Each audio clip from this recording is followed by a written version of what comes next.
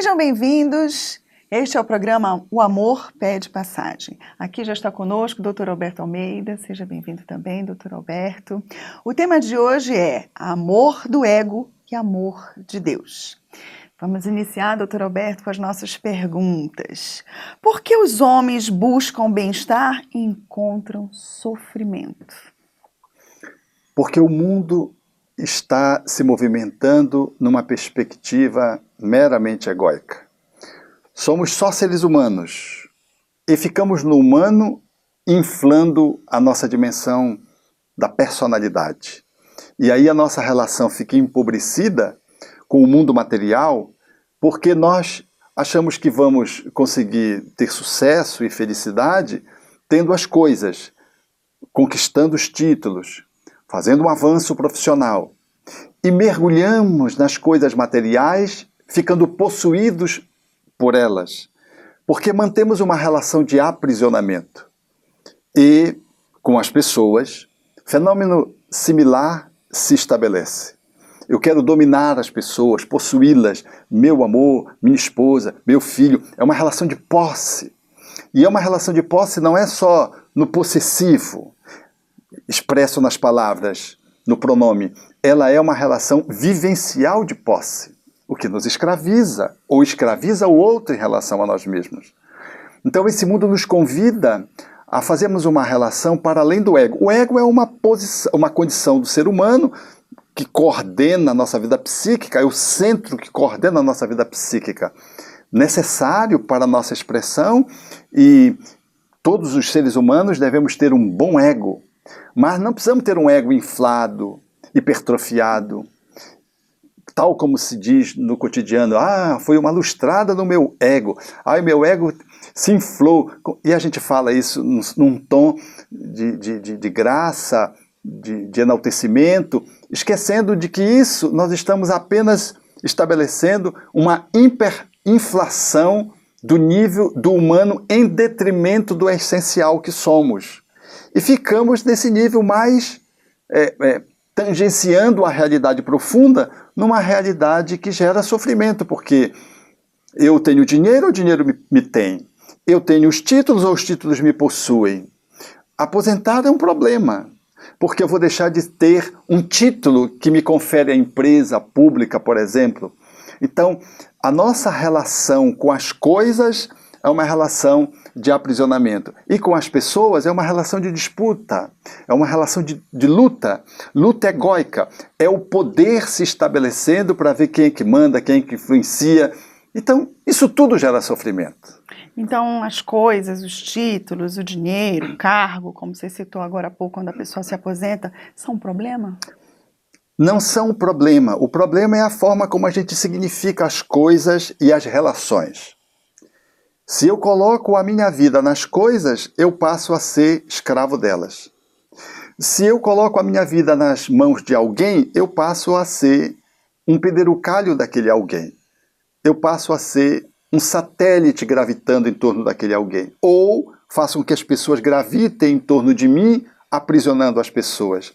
Então, a forma como nós nos relacionamos com o mundo material, se ela é estritamente egóica, ela é aprisionante, geradora de sofrimento, inevitavelmente com a doença, com a velhice, com as enfermidades, que são inevitáveis numa vida de seres humanos, de espíritos reencarnados na condição humana.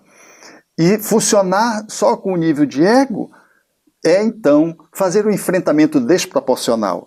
Estabelecer relações sociais, relações humanas nesse nível egóico é igualmente desafiador e gerador de desconforto se eu significo de que eu, para ser feliz, tenho que ser melhor do que o outro, tenho que dominar o outro, tenho que influenciar maior número de pessoas. Tenho que ter mais do que o outro. Tenho que ter mais do que o outro. Eu acabo abrindo mão da minha vida para ficar prisioneiro do ego na sua expressão de poder sobre os outros. Então, nada em si mesmo é ruim. O ruim é como eu empresto um significado àquilo com que eu me relaciono ou às pessoas com quem eu me relaciono. Isso é que faz que a relação humana seja rica ou empobrecedora, e isso é que faz com que eu seja senhor das coisas e não escravo das coisas, dos títulos, do status, do dinheiro, da riqueza, do patrimônio. Certo. E como é que a gente consegue colocar Deus no meio disso tudo? Nós colocamos Deus não como se preconiza, né, o sucesso da religião. Se você vir para aqui, a sua vida vai prosperar. É até um apelo que se faz, colocando o nome do divino, de que se as pessoas frequentarem tal ou tal culto, elas serão olhadas por Deus e elas vão ter as coisas, elas vão mudar de emprego, elas vão ganhar emprego.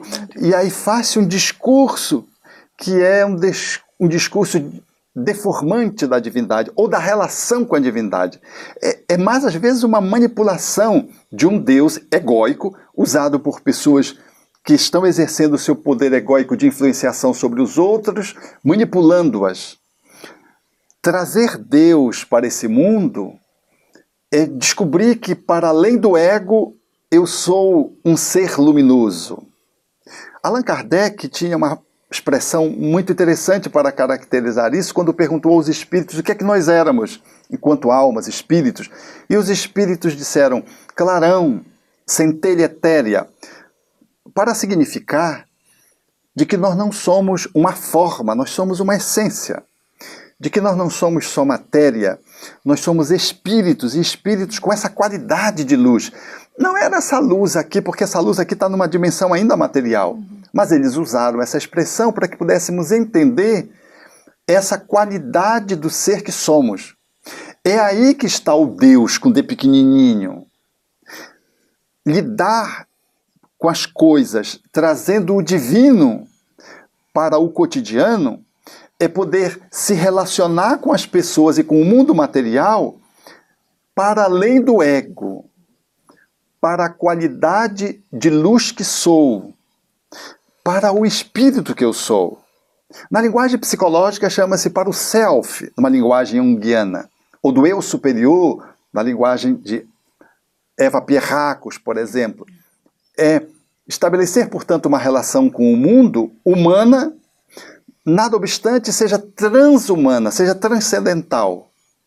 Porque se eu me relacionar só como ego, nós vamos exercer uma relação da personalidade com o mundo, de alguém que nasceu e vai morrer.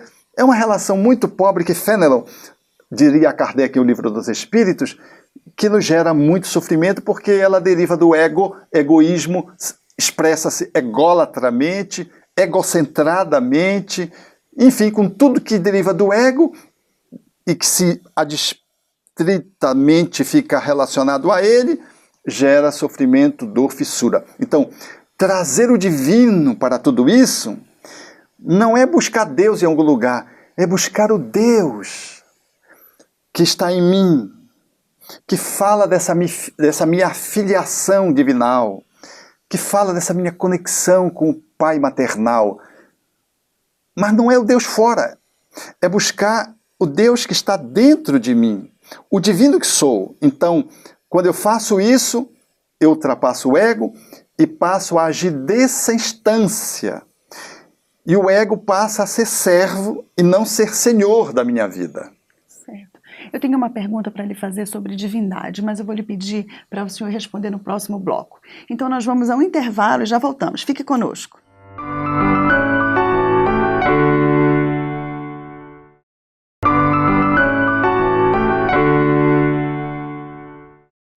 Retornando, vamos à pergunta. Doutor Alberto, o conhecimento da divindade é suficiente? Sim, mas sobretudo de uma divindade que nos implique. Ao invés de eu fazer um curso de teologia para saber como é que eu vou acessar Deus, como se Deus fosse um lugar, tivesse numa instância, e eu tivesse um mapa para poder chegar nele, o que naturalmente é compreensível e também pode ser incluído, nós precisamos fazer um mergulho na divindade que se nos coloca como natureza. Há que fazer um autoconhecimento, uma imersão dentro de nós mesmos. Nós precisamos descobrir essa nossa relação com a vida como sendo uma parte que expressa a nossa própria origem e a nossa própria destinação. Ou seja, nós somos seres crísticos. Então, buscar essa divindade, conhecer essa divindade, é um caminho do autoconhecimento. Ir para além da personalidade egóica que somos, mergulhar nas instâncias das nossas múltiplas vidas, avaliar que temos muitas sombras que precisamos diluí-las, de que temos muitas encrencas que nos impedem de fazer um mergulho transcendente dentro de nós mesmos. Então, é fazer esse mapa, não só um mapa de quem busca Deus fora, é de busca Deus dentro. Porque Deus em tudo está também dentro de mim. E quando eu faço isso, eu resgato a divindade dentro de mim. Resgato a minha própria natureza divinal. E quando eu faço isso, eu trago essa divindade para que ela possa diluir as sombras que me impedem egoicamente de me colocar estruturadamente no mundo. Porque o problema não é ter um ego. O problema é o ego ser o dono do pedaço, ser o manda-chuva. O ego seria o senhor da minha vida, eu estou perdido no egoísmo. Por isso que o egoísmo é a chaga da humanidade. Por isso que o orgulho que deriva do ego também é um problema e que se coloca como sendo o nosso grande entrave para a relação dos outros, porque ele nos projeta para a arrogância, para a prepotência, para a fragilidade, porque toda pessoa muito orgulhosa é muito frágil. Então, quando nós mergulhamos e fazemos o conhecimento dessa nossa natureza divina, nós encontramos o Deus fora e o Deus dentro. O Deus com D maiúsculo e o Deus com D pequenininho, que somos nós. E aí nós somos capazes de fazer uma boa estruturação egóica e lidar com a nossa humanidade de uma forma mais adequada e podermos exercitar um amor que é mais humano, mas ele vai para além do humano, ele transcende. E Jesus? Jesus representa a vitória do ego? Jesus é o exemplo máximo de que o ser humano precisa superar o ego. Ele, quando se colocou no mundo na posição crística, ele mostrava que quem regia a vida de Jesus era o Cristo que ele era.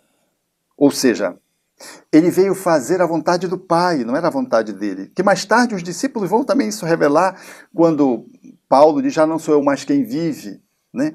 É o Cristo que vive em mim. Falando exatamente de que ele se colocava no mundo agora a partir dessa natureza divina.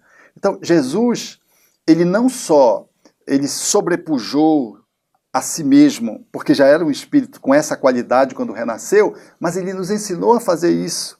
Quando se colocou como a luz do mundo, o pão da vida, né, a água viva, ele nos ensina e nos conclama a fazer isso, dizendo, brilha a vossa luz, vós sois a luz do mundo, fazendo-nos entrever de que nós éramos muito mais do que aquela sombra, muito mais do que o corpo e muito mais do que as nossas esquisitices egóicas, os nossos limites de personalidade. Então Jesus faz um clamor para que pudéssemos superarmos a nós mesmos, quando diz, se alguém te bater na face direita, a do ego, oferece a outra, é do eu sagrado, do eu divino.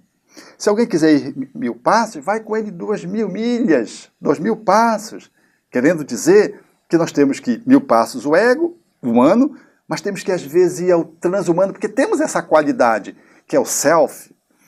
Se alguém quiser tirar a capa, deixa que também a túnica, querendo nos fazer entrever, portanto, de que o ser humano, ele é um super-humano. Não porque ele seja arrogante, mas é porque ele é um ser que está consagrado a fazer a sua evolução. Nós estamos humanos, numa caminhada na direção da angelitude. Então a evolução é um fato. Ele é inevitável e todos nós estamos condenados a fazermos uma viagem da animalidade para a espiritualidade superior, da nossa condição de inteligência precária para as grandes potências intuitivas, como diz o Espírito Emmanuel, sairmos da nossa condição de bípede para alçarmos voos no campo da integração com o divino, no nosso processo de perfeição possível de ser alcançado. Doutor Alberto, muito obrigada por ter estado conosco em mais esse programa, Amor Pede Passagem. Obrigada a você. Fique conosco para o próximo programa.